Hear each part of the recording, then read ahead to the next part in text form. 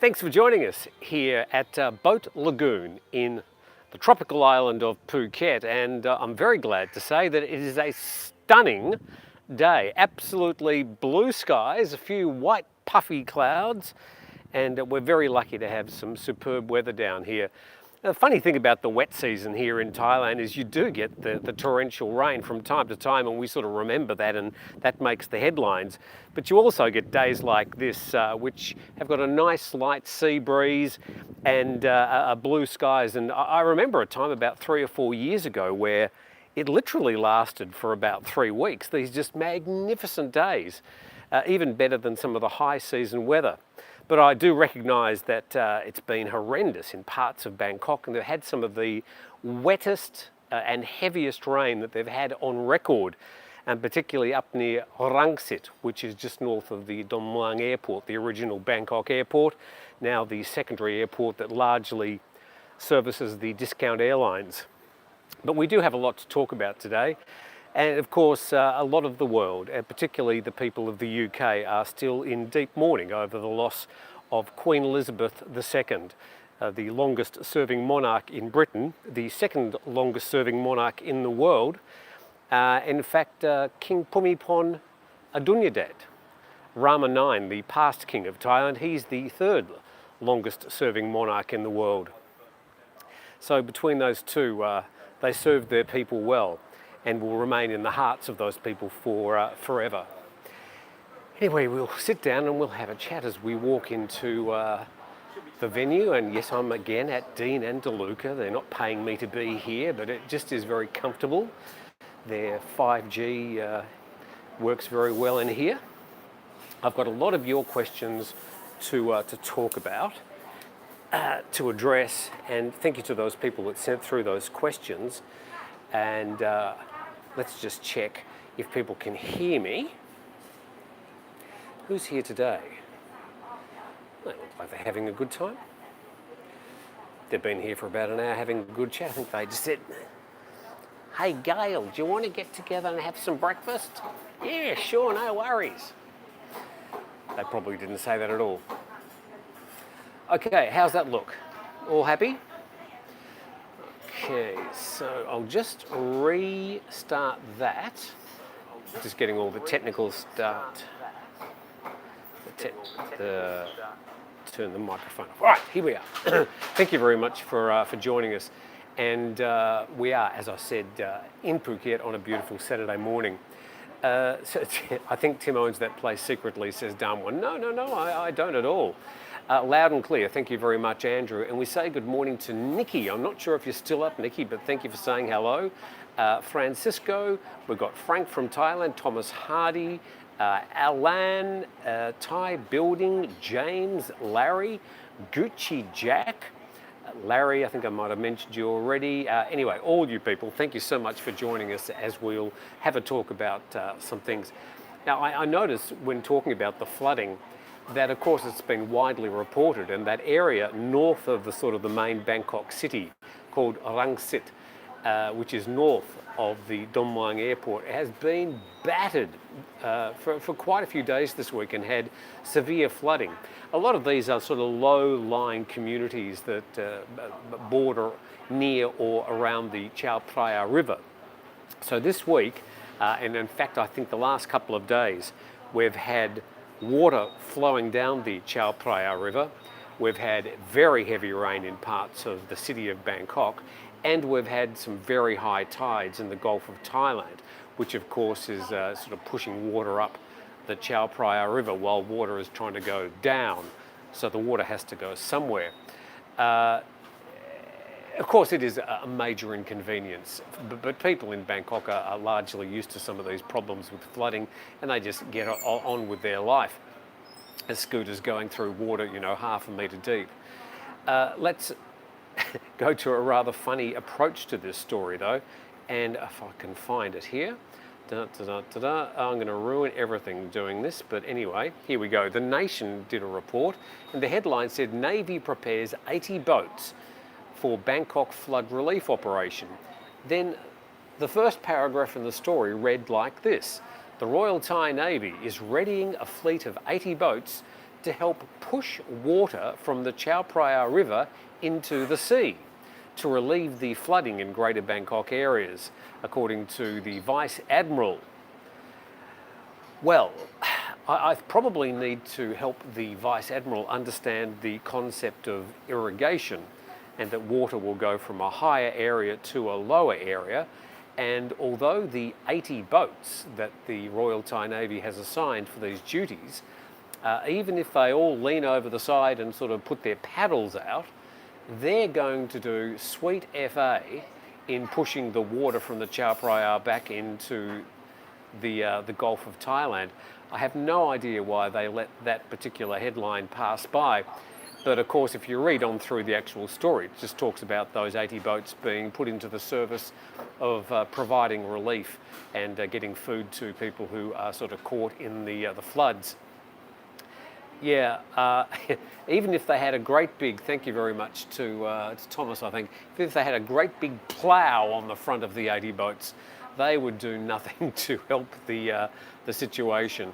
So I'm not sure if the Admiral actually said that. If he did, Thailand might be well served by looking for a new admiral. But anyway, that story on the front page of the Nation today. The Bangkok Post has the main story about the new King Charles III discussing his promise of a lifelong service in his first speech as the new King of England. Now let's see if I can get back to your comments and the stuff here. I was also thinking about what it was like in Thailand back in 2016 when the late King Bhumibol Adulyadej passed away. I think it was on October the 16th. I might have that date wrong. But I understand that there is mourning in the UK at the moment. But in Thailand, they took the concept of mourning to a whole different level. All Thais were asked to wear black for a year. Now, that was actually something that was a thing, where most Thais did in fact wear black or certainly muted colours or dark colours for up to a year. And it was stringently enforced in the public service and at schools. Quite a few foreign teachers were a little bit surprised that they indeed had to wear mostly black for a year. Oh, they've gone. Also, most events were cancelled, certainly in the first month. All radio stations were off air for a month. The only radio stations that were still on air were the government-controlled stations, and they were basically playing music which had been written and performed by His Majesty the King. And it was sort of retrospectives, and there wasn't much news. All websites in Thailand all went black and white for a month, and that was slowly relaxed. TV was the same. That no TV programs were all the usual scheduled programs were off for a month. So it was a pretty serious mourning, and Thais mourning the death of their king, a very popular figure who, as I mentioned earlier, is the third longest serving monarch in the world. Okay, so let's go to some of the questions that came in yesterday when I asked people if they had some questions. Then I'll get to your questions today. And thank you very much for joining us on a beautiful Saturday morning here in Phuket. Hopefully where you are, no matter what time of the day it is, you're having a relax and just putting your feet up and just having a chat. So Down Under Digger asked the question, these are questions that people pre-asked yesterday, is Thailand safe to live? I've lived here for 6 years now, and during the last 2 years, the crime rate seems to have increased tenfold, with deaths from stabbing, shootings and beatings seeming to be daily occurrences. Very safe, yeah. It's a very safe country, Thailand. When you sort of compare it to other countries, I don't think there's many foreigners that would say they in any way think that Thailand is unsafe. I mean, there are obviously some situations that you need to avoid. You don't want to be sort of walking around tooting your horn, driving around tooting your horn, but that doesn't sort of happen here. As far as the crime rate seems to have increased tenfold, I would say that over the last 10 years, there's also been a lot more use of mobile phones. In any situation, the phone comes out and they're taking photos. I'm thinking that all these things used to happen in the past, anywhere in the world, but we never really used to get to see or hear about them. I would rate Thailand in a sort of a, I don't know, a rough top 10 as far as safety. I have never felt unsafe wandering around places like Bangkok or anywhere late at night. Not that I get out late at night anyway, but I know there's places even back in Australia around Melbourne where I wouldn't be going out late at night. So my perception of safety is certainly that Thailand is a very safe place generally, indeed. Takas Mars says, could you please say a bit about how the Thai economy works? Every time I come to Bangkok, I'm amazed at the rapid pace of new infrastructure projects. It seems money is no object. The state surely can't be funding all this by taxes alone, given the low salaries, tax rates, etc. Also, the never-ending private sector taking place, building condos, glitzy malls with some very high-end shopping, which no one ever seems to shop in. Where's all the money coming from? This is a really good question. I don't have an answer. But I know Thailand is very big in agriculture. It's got a very vibrant and busy car manufacturing sector. Literally 98% of all the cars driving around Thailand, and certainly the motorbikes as well, are all constructed here, all manufactured here. So, and there's like companies, BYD has just opened a new big factory building electric cars here in Thailand. MG opened a factory about 2 years ago. Another company, what's it called? Great Wall Motors from China has opened a huge factory in Rayong. In fact, I think it's the biggest selling car in Thailand this year. They've got a model called the Haval H6. So that's a hybrid electric car. I think that is the biggest selling car in Thailand over the last year. So the car manufacturing, manufacturing of electric parts and computers, yeah. But I'm not an expert in what drives the Thai economy, except to say that they haven't gone into any recession since 1997 here in Thailand, and they're looking at a GDP growth of 3.5%, which I think a lot of Western economies would be envious about. But all I've been able to do is I put a link in the description today to a Wikipedia page entitled The Economy of Thailand, and hopefully that might help give you some answers. But a good question. There doesn't seem to be any shortage of money here. Peter E says, Tim, what happened to the Phuket Smart Bus, an electric bus that was to have a bus route around the island? Was it killed off by the tuk-tuk mafia? I think there is a thing called the Smart Bus. I don't believe it's electric, and I do believe it's currently bringing people from the airport into the tourist areas of Phuket.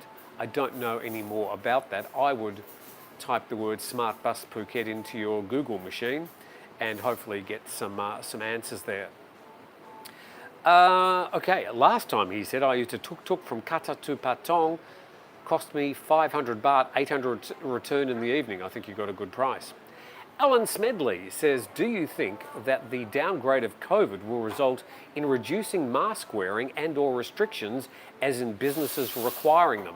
The situation with masks in Thailand at the moment is you're not required to wear a mask in public places, although most Thais, just about all Thais are still wearing masks out in the open, certainly in places like Bangkok. Less so when you go to some of the party areas in the evening. But as far as businesses, there are some businesses that still require you to wear a mask. Personally, I don't think I've put a mask on for at least 3 or 4 weeks now. I always carry one with me just in case. I had to go into a clinic the other day to get a medical certificate for a driving license I'm applying for. I'll tell you all about that particular adventure sometime next week. Mr. Newton, are you sponsored by that coffee shop, says Stephen J.L. Austin.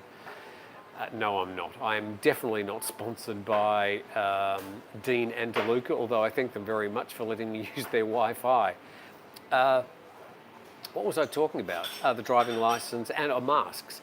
But except for putting the mask on when I went into the clinic because it said I was required to at the door, I haven't already worn a mask anywhere in malls, going into 7-Elevens.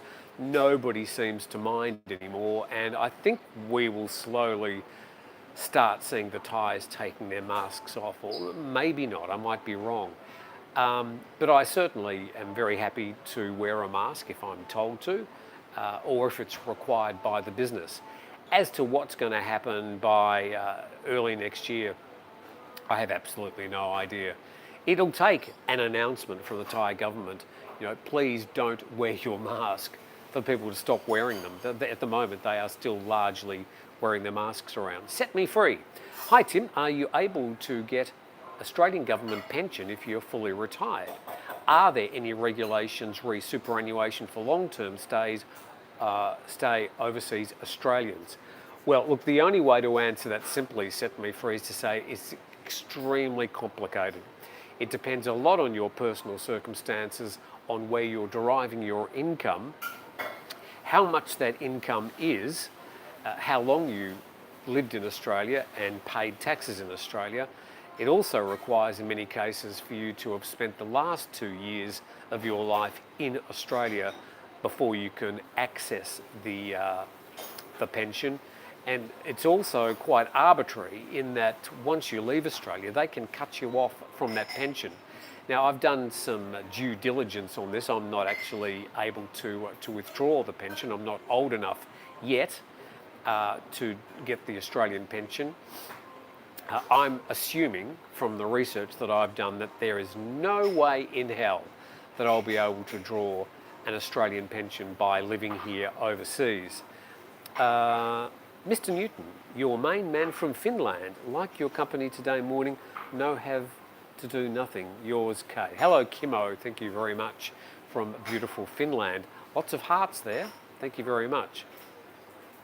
So as far as getting the pension outside of Australia, it's actually quite difficult. A lot easier, I understand, for people from the UK. But if you are an Australian hoping that you can live, say, in Thailand on the Australian pension, you better do some homework first. I'm not the person to ask because it will depend on your own personal circumstances. But I know I'd have to go back to Australia and live there for 2 years, and then it would be quite difficult to come back and live full-time in Thailand and assume that that pension is going to be sent to me every month. Master Yan says, I'll say it every week, 9 a.m. is too early. Sorry, Master Yan. Hopefully you're watching us on replay. Klong Andy, how often should you wash your towels? Not sure if you're trolling me, but I'll give my best answer. All my towels, I usually have 2, and I make sure that they are ventilated and able to dry. This is a big thing during the wet season. Everything has to be ventilated. Don't close your wardrobe doors. Keep your windows open, and if you are using a towel, make sure it's aired. Don't let it stay damp. Even put it outside to dry before you hang it up again. And I wash my towels once a week, so that's about all I can say. But the main thing is to just don't leave anything damp around because it will get mouldy very, very quickly. Don't close your wardrobe doors, otherwise you'll get a surprise if you haven't opened them up for a few weeks. Mackie says, hi Tim, your pool. Do you know if people install them in-ground or partially in Thailand? As a mate's business in Australia is in-ground installation of above-ground pools, or is it not a thing here? Obviously issues with landlords. Well, I mean, I think if you're trying to put an above-ground pool in-ground, there are a whole lot of things you need to concern yourself about. One is what's going to happen with the soil that you're digging into, and the further you put it in, the bigger the hole, the bigger the problems. Understanding that could fill up, there could be cave-ins. These pools are made of like a heavy-duty PVC, but they're not like reinforced concrete, for example.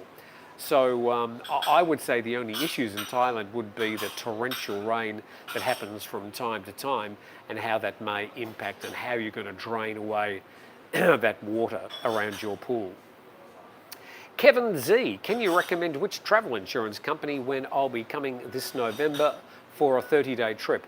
All I would say is, depending on where you're coming from, let your travel agent give you some advice on travel insurance that will cover you.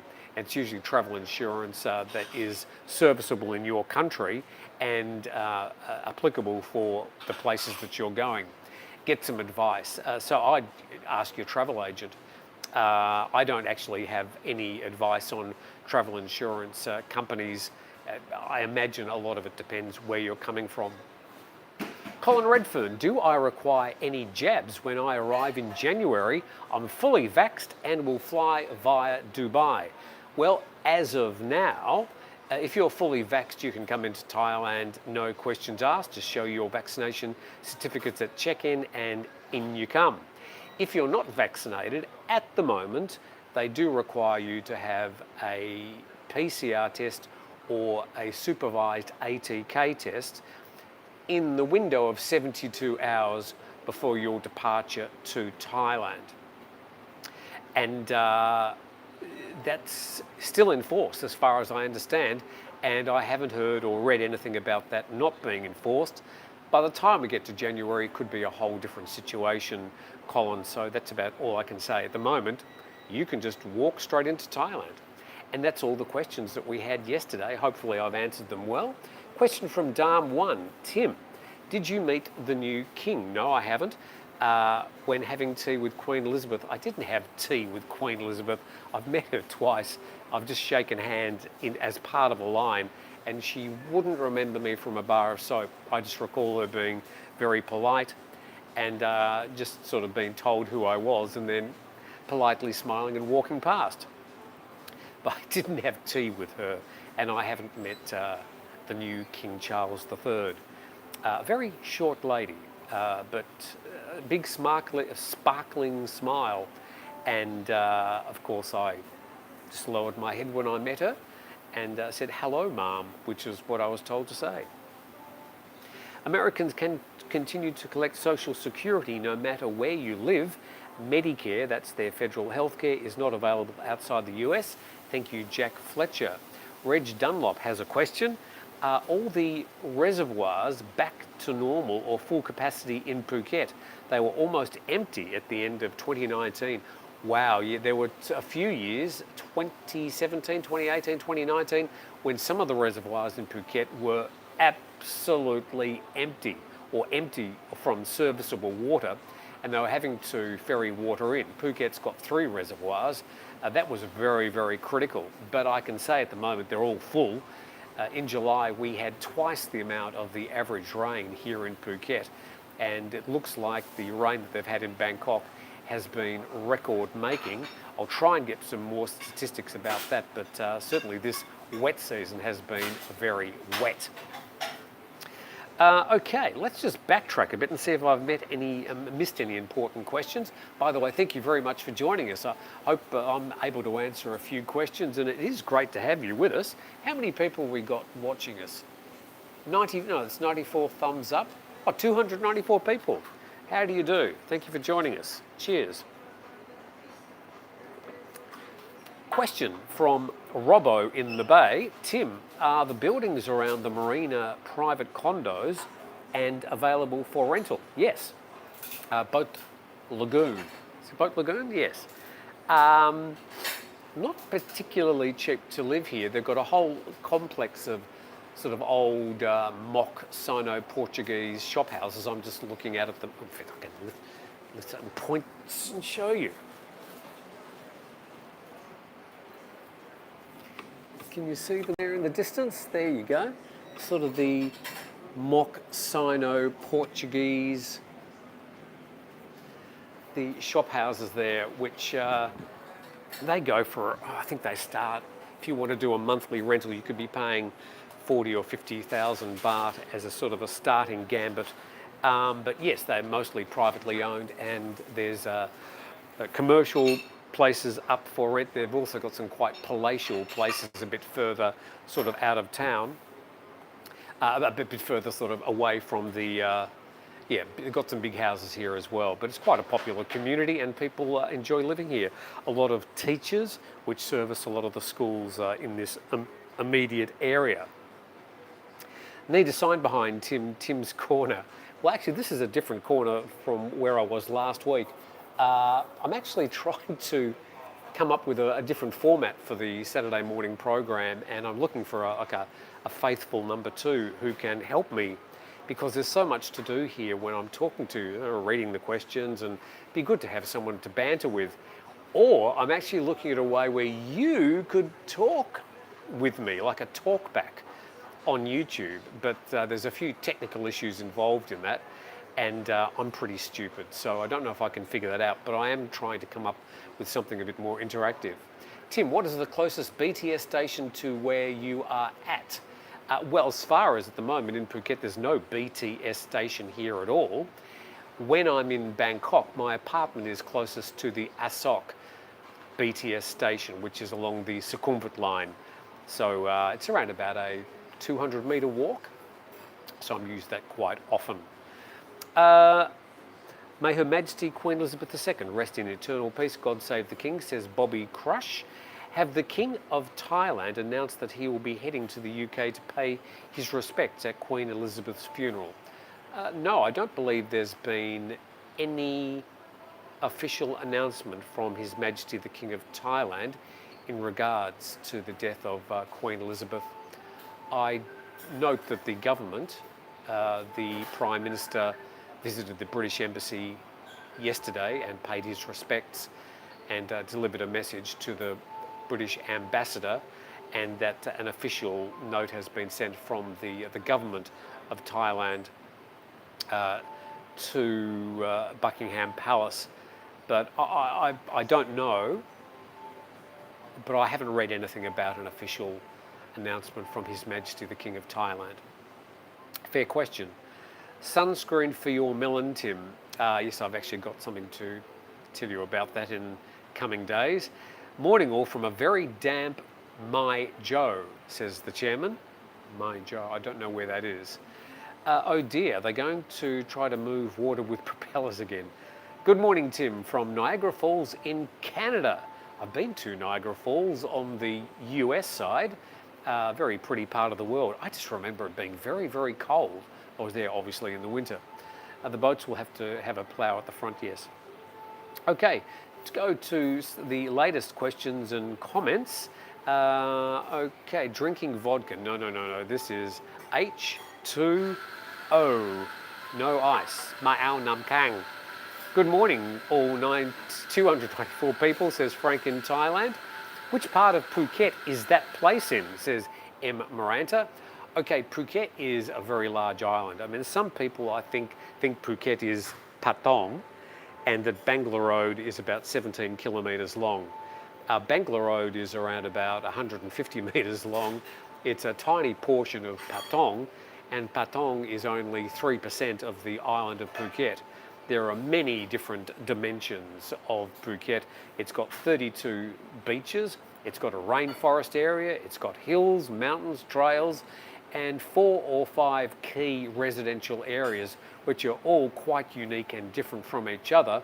And you can go to a beach any day of the week, I can take you there, where you won't see another person for the entire day. So there are some very touristy areas in Phuket, but there's also some quite remote areas as well. It's about the size of Singapore. Where I am is on the east coast, and there's 2 marinas which are next to each other. There's the Royal Phuket Marina and the Boat Lagoon Marina, and they both have got openings out to the east side of the island onto Phang Nga Bay. So on the other side of the island, we're sort of in the centre of the east coast. On the other coast, the west coast, is probably the more touristy areas, includes places like Patong, Katakaron, Nai Han, Surin, Bang Tao, Kamala. So yeah, we're in, it's a residential area called Kok Kao. It's one of those names that's very hard for a foreigner to say. In English letters, you speak it Ko, K-O-H, which is the word for island, and Gao, which is K-A-E-W, but that's just the way they write it in English. How it's written in Thai, I've got no idea. You cook at Dean and DeLuca? No, Frank. no self-respecting eating establishment would be asking me to cook anywhere. I can assure you of that. Frank Weston, 2-month stay, October the 20th to December the 20th. So with the new 60-day visa exemption from October 1st, what should we do with the other 15 days? Okay, so Frank, no, it's not a 60-day visa exemption. After October the 1st, there's a 45-day automatic visa exemption stamp, renewable for, we guess, but it's not confirmed, another 30 days. So you haven't quite eked out 60 days automatic visa there. So as far as I know, you've got automatic 45 days plus another 30 days, but you need to apply for that extension at an immigration office where you are in Thailand, pay them 1,900 baht, and you'll get an automatic extension. If you're on a visa on arrival, you'll get an automatic 30-day stamp in your visa when you arrive. Well, you've got to pay for that. That's a visa on arrival. And then you get another 15 days that you can apply for once you get here. Hire the voice of God, says Kun Rando. I have no idea what you're talking about. Blue tie, true blue tie. Good morning, Tim. Like all Brits, even though I don't associate with the UK, I bemoan, I think you're trying to say, the Queen, and I mourn, the Queen, and wish the new King well. She was an amazing woman, gave her life service to her country. God save the King. Yes, obviously a lot of British people having a lot of mixed thoughts about the incredible service of Her Majesty the Queen, who died at the age of 96, and now pondering the future with a new king, King Charles III. Nikki, yes, I love durian. I do, Frank. Would you think that the 90-day reporting for retired visa will ever be removed? A question from Sleeveless in Siam. 90-day reporting. Look, it's a bit of a hassle, 90-day reporting. It's one of those things we just sort of have to do here as guests here in Thailand. And usually you have to front up and do it. If you've got a company or a representative, they can do it for you. And there's also an online reporting, but a lot of people can't seem to get that working, including myself, although it's been available now for about 5 years. 90-day reporting is something that we still have to do. When you've got any sort of visa, even if you've got an elite visa, then you'll still have to do the 90-day reporting. The new long-term resident visas don't have 90-day reporting, but you do have to have quite a fair whack of money, including either an investment in Thailand or an income of at least 80,000 baht a month. Is it 80,000 baht a month?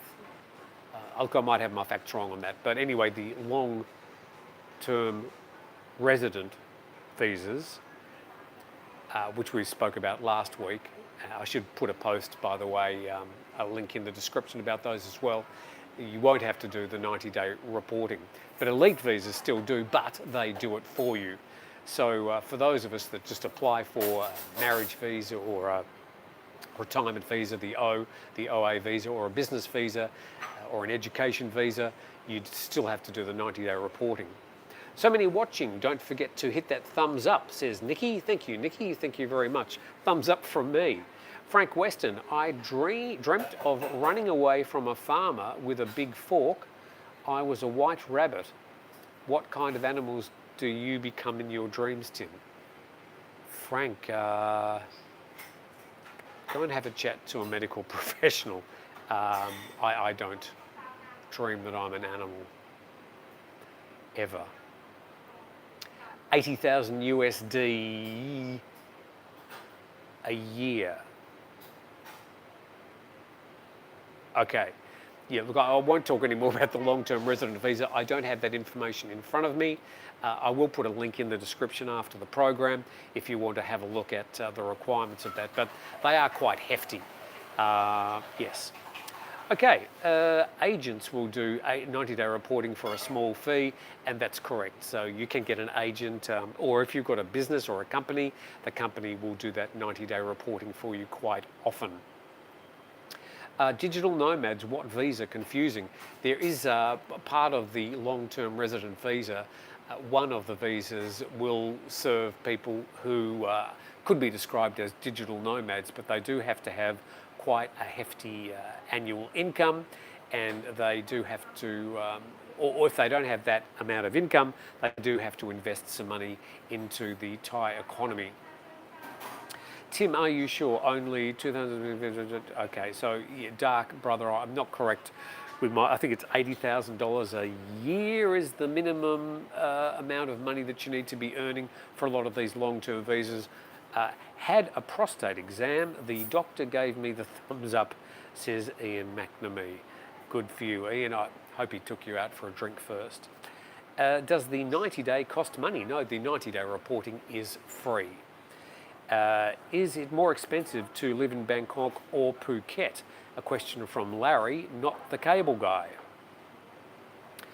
I'd probably put them on the same, pretty much on par. As far as living in any of the major sort of busy areas, Bangkok, Pattaya, Phuket, even if you're in Chiang Mai, Koh Samui. Koh Samui can be a bit more expensive. It is an island. And it requires either an aircraft or a boat to bring stuff to it. So the islands can be a bit more expensive than, say, some of the places on the mainland. But in just about all cases, you can live an expensive life or a cheap life. Just depends where you live, the places you shop, and the places you go to eat, or how you eat and what you eat. There are so many variables. But in just about everywhere in Thailand, you can live quite cheaply. As you get out of the main cities, it does get generally cheaper and less expensive, but you also are swapping that for less services as well. But I would say Bangkok and Phuket generally are on par. In both places, you can live quite expensively or quite cheaply. In my case, I live quite humbly, I'd say. Tim, look behind you. She comes here with another gentleman each week. The other gentleman hasn't arrived yet. Why did the Queen not pass on a more okay, I'll leave that one. Now we have something interesting to look at in the background. Thank you very much. Chicano on the go. Mark in Thailand, going great. Nikki Dunn, home soon, 12 days. Dark Brother, Tim, with the change in tourist stay length, do you think I can get by with visa runs 4 times a year and stay on a tourist visa? Okay, now we're getting into specifics, and generally I would say the answer would be no. I think the number of border crossings in a year is now limited to 2 officially, but things might change depending on the day or the immigration officer or how you smile, or indeed other things that may affect their decision-making process. If you're flying out of the country, I think you can come a lot more times. Visa runs are much more complex than they used to be here in Thailand, so you need to keep that in mind. I would always say, if you want to come here for a long time, just get a long-term visa. And if you're having problems finding exactly what you need, consult a visa agent, because I can promise you the visa agents will help you just about every time get around a lot of difficult corners.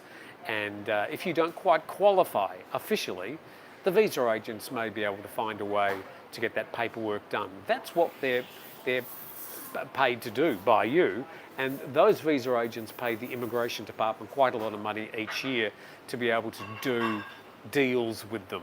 It's all official. It's just perhaps not the way that you might imagine that visas work in your country. But here in Thailand, there's quite a lot of malleability if you are working with the right people.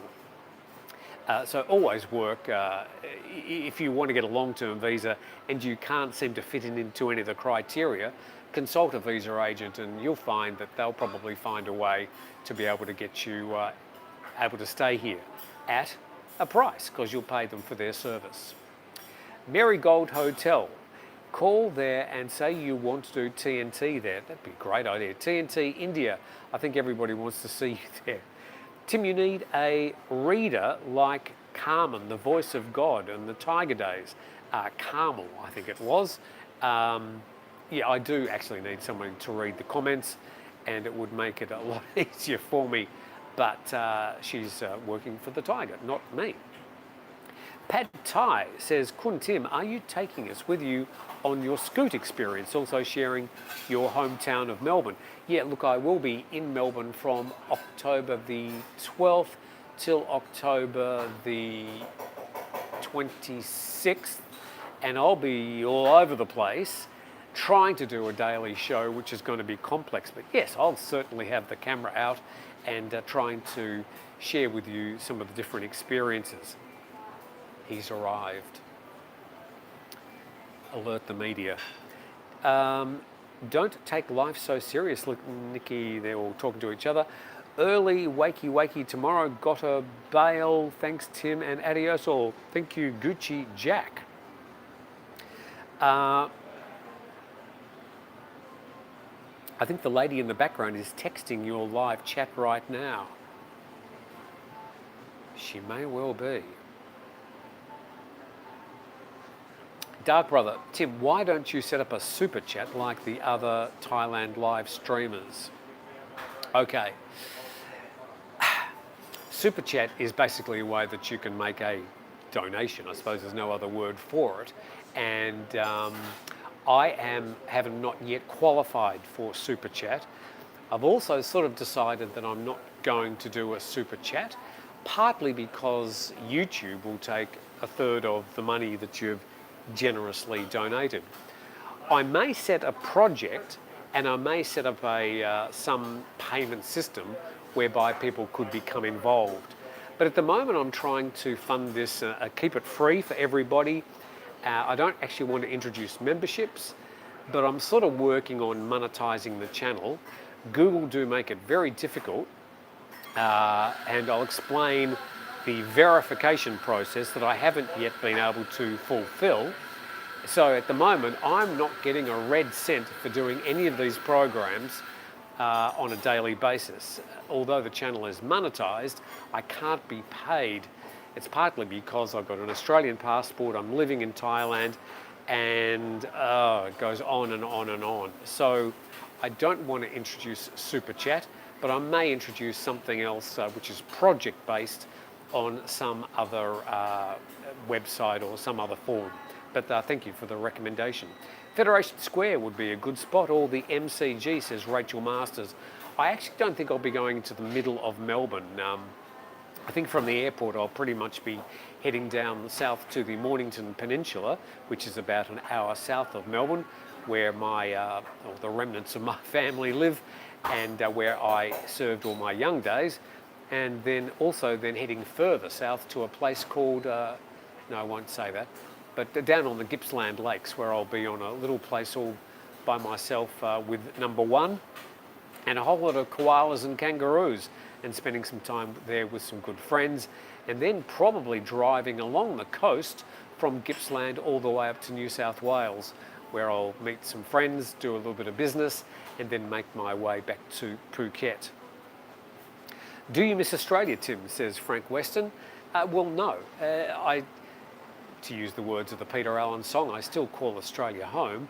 I'm still a proud Australian, but at the end of the day, I have chosen to live my life here in Thailand.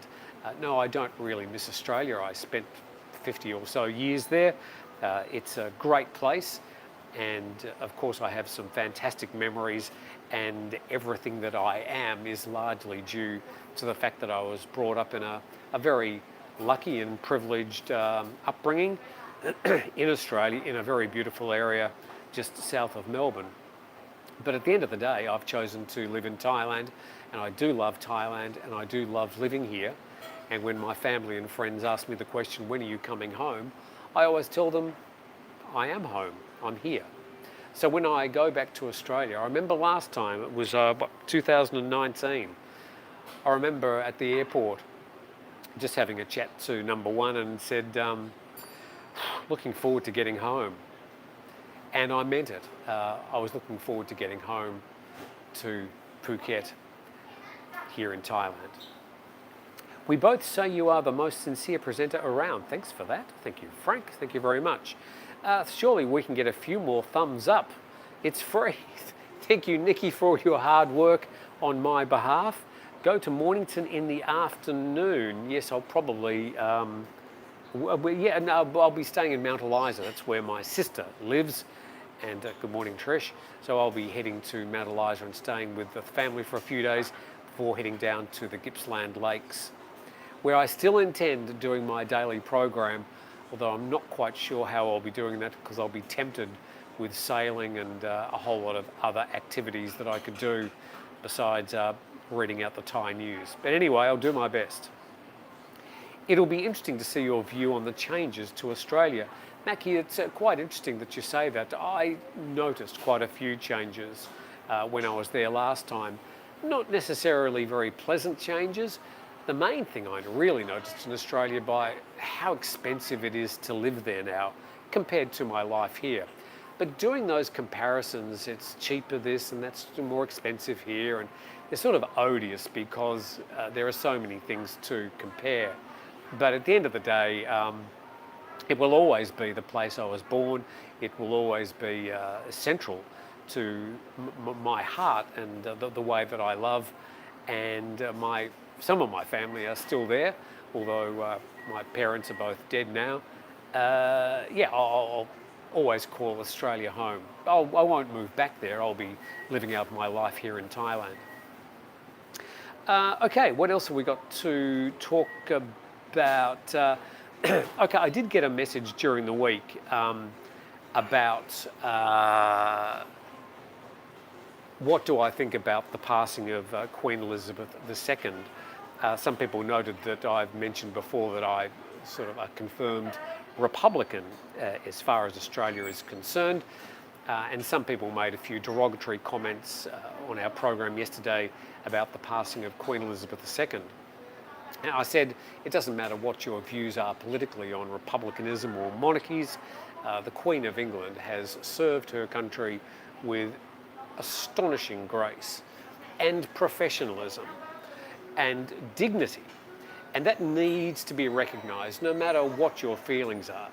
But as an Australian, I would like to think that with the passing of Her Majesty, it's probably another time for us, I should explain to maybe the Americans and other people out there that don't know, Australia's head of state was the Queen of England and is now King Charles III, Australia being a former colony of the British Empire. But now as we look, she came to power and ascended the throne in Great Britain in 1952.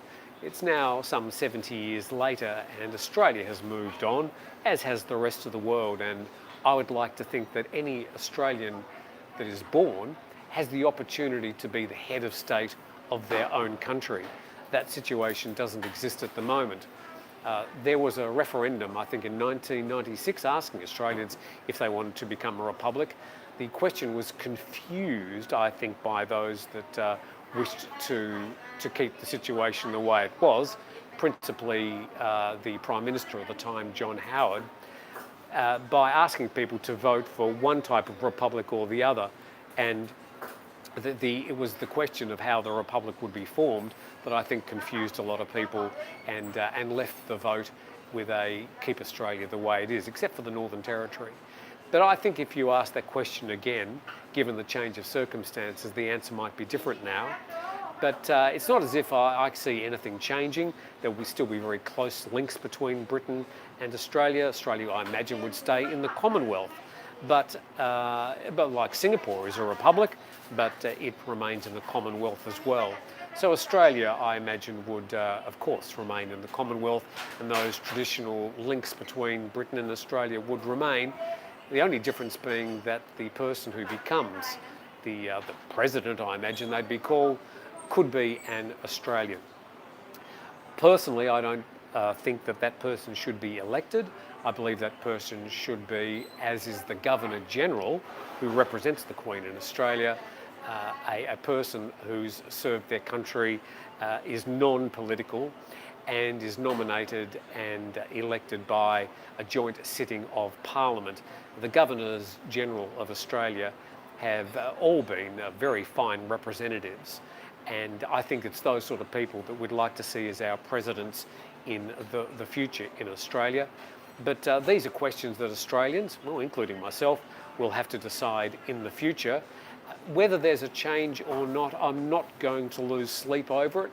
The system obviously has worked very well, but I think now is probably the time to reflect on the opportunities to change the head of state of Australia, currently called the Commonwealth of Australia.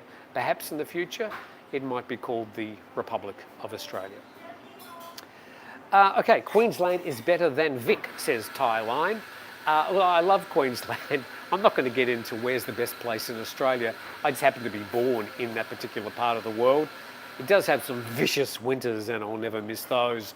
But yeah, look, that's just where my heart is and my family are. Okay, no Australian ever says put prawn on the barbie. No, it's, yeah, prawn on the barbie, not shrimp. We don't have shrimps. Okay, what else have we got here? The Farang man in the background is the late one in Thailand. That must be a first. No idea what you're talking about.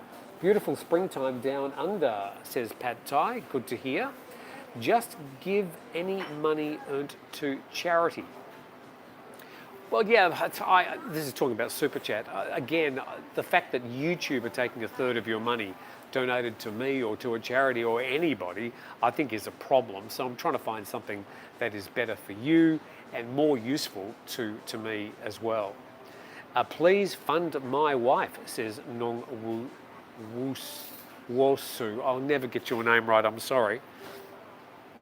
Your broadcasts are excellent, Tim says. Frank, okay, looks like we're sort of running out of things to talk about. Hi, TNT, I know TGM policy to only respond to questions submitted by paying subscribers. Okay, I don't want to talk about that. Tim, fight that guy for the lady's honour.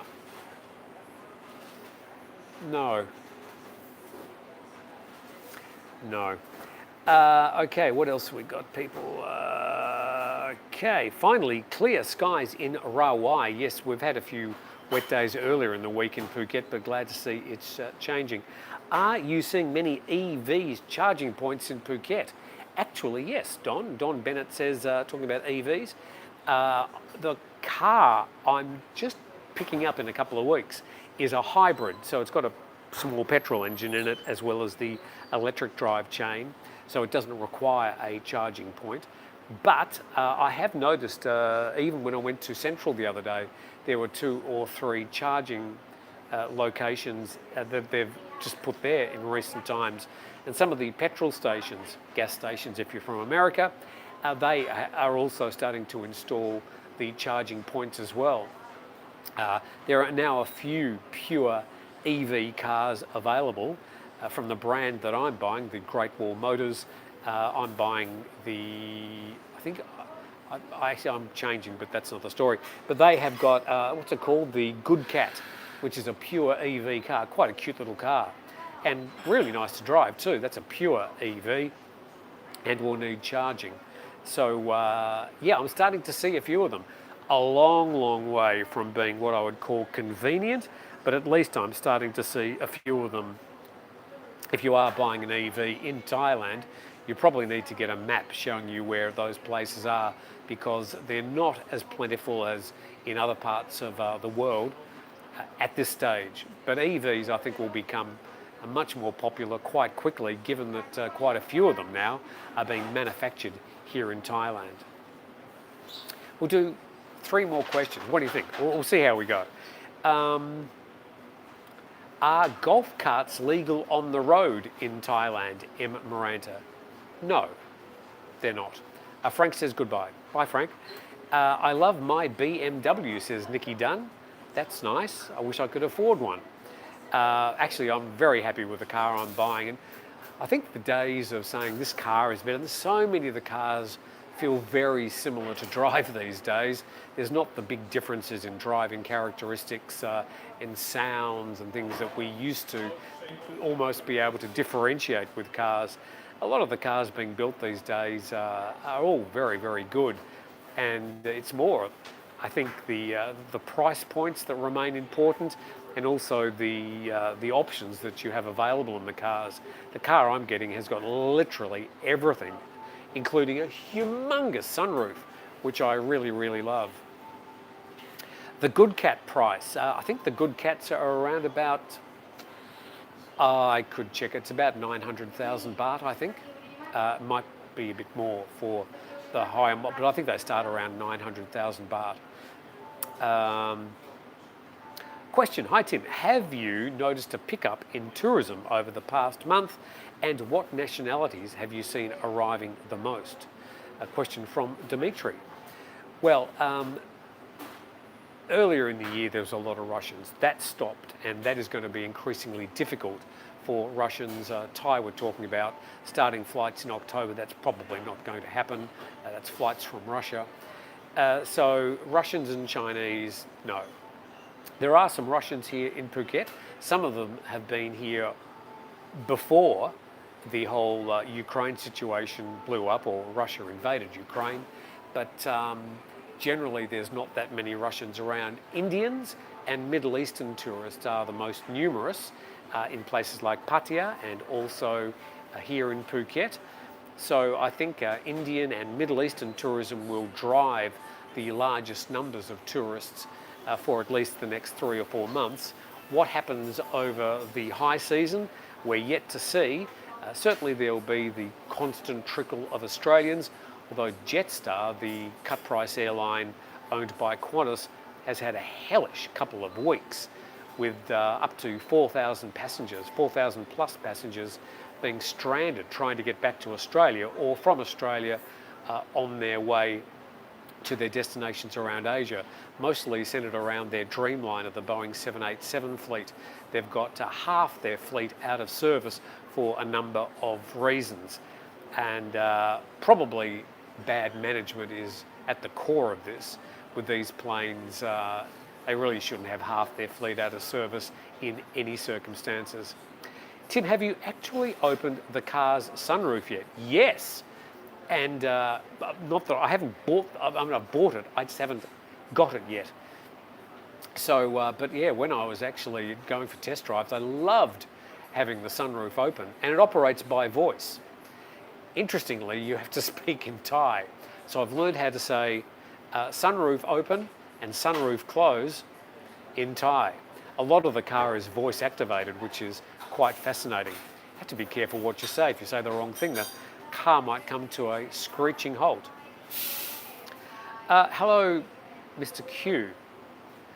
Pick an island holiday. Koh Chang or another Komak is small too. There are lots of choices for family vacations. The national parks too. Many have nature tours from hotels. Yes, a lot of islands in Thailand, not just Phuket. I shouldn't keep on talking about Phuket so much. The fact that I'm here, it's just, I mean, I have to be somewhere, but there's so many places and so many beautiful islands around Thailand. I should talk about them more often as well. And I'm sorry that I haven't given them the mentions that they probably deserve. Thailand found. Keep up the good work, Tim. Thank you. I enjoy the way you look at the news each day. Yeah, look, I'm sort of getting into a little bit of a rhythm with the daily program. Again, I still want to try and improve it, improve the workflow from my end, and try and pick better stories. But it's always very early in the morning, and perhaps my brain isn't functioning as well as it should at that time of the day.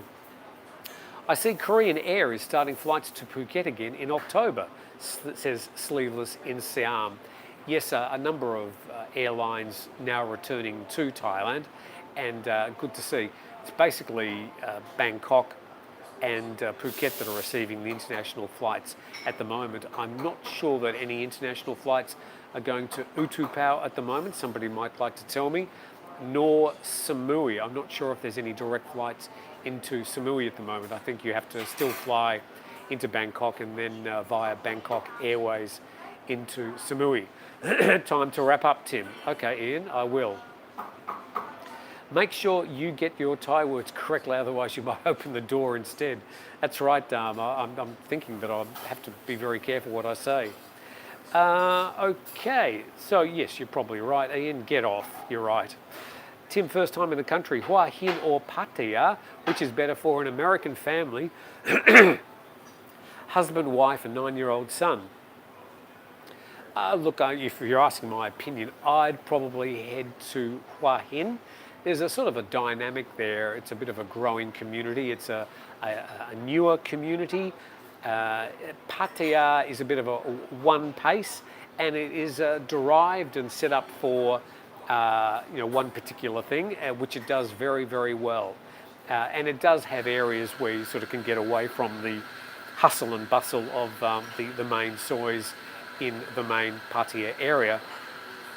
But yeah, I mean, if you're looking for a selection of schools, then you'll probably find more selection in Pattaya. If you're looking for a slightly quieter life, then Hua Hin.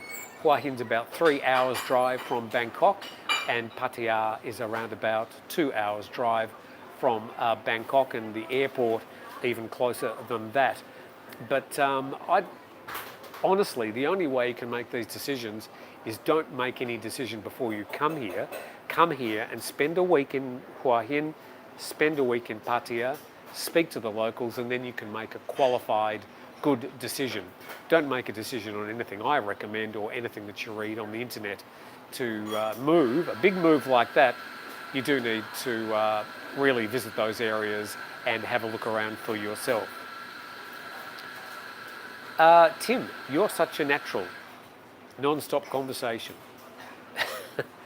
Yes, some people have called that other things. Okay, time to wrap up. Nude HD, best adult. I'm just going to delete that. Remove, report, hide user from the channel. Bye-bye. You're gone. And have a great weekend, guys. Get some sleep. Nikki says, Dam, Hua Hin Pattaya is for single men. Don't bring wife, says M. Maranta. Wig alert, I approve of this shirt. And okay, Farangs, please send money. I miss you. What happened to the Turkey trip? Okay, the Turkey trip got sidelined. A whole lot of things happened quite quickly at the end of July, and I had the need to get my own YouTube channel up and going quite quickly and make a few changes to my life that weren't intended. So the Turkey trip's been put off, although I do want to get back there. At the moment, I'm aiming to go there during April next year, which will be to observe Anzac Day, which is a very important day for Australians. I've never been to Turkey on Anzac Day, to the site of Gallipoli, where there was a fight between the Turks and the British, where Australians and New Zealanders served. Sort of a bit of a mecca, if you like, for Australians. So I'll be hopefully going to Turkey in April next year. Tim, do you have a boat or a yacht? I used to, but I don't. I got out of the sailing world some 11, 12 years ago, and I will never own a boat again. Tim, much enjoyed watching and listening to you. Thank you very much, Roger. And as we wrap up, the couple behind you have not moved from their respective phones. Nice morning breakfast out. Yes, I noticed that. They do. I would like to go over there and take their phones and throw them out the window and get them to talk to each other. But to their benefit, they have been turning up each week. I think they come here quite a few times a week, and good luck to them. Thank you, Tim, for the great Saturday morning. My pleasure, Frank. Happy to enjoy a cuppa with you. Modern romance, says Bill Ellis. Oh, you're being a bit rude. Good, I shouldn't have it on camera, really, should I? Okay, Turkey is in all sorts of trouble at the moment, says Richard.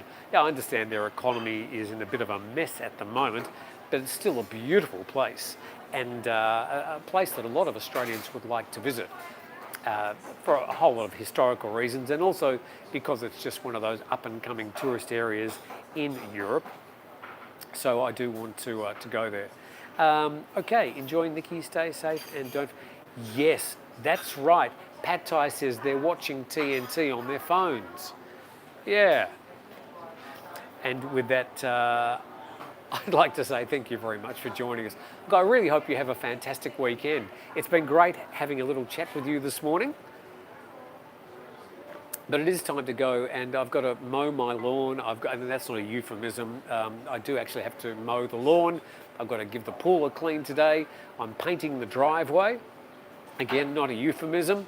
And I've got a lot of things to do around the house. I do like pottering around the house. It does give me a certain amount of calm. I've got a new program on Disney. Disney Hotstar, I think it's called. I want to watch. So I'm going to enjoy the rest of my weekend. Tomorrow, I'm going to Phang Nga to get my driver's license.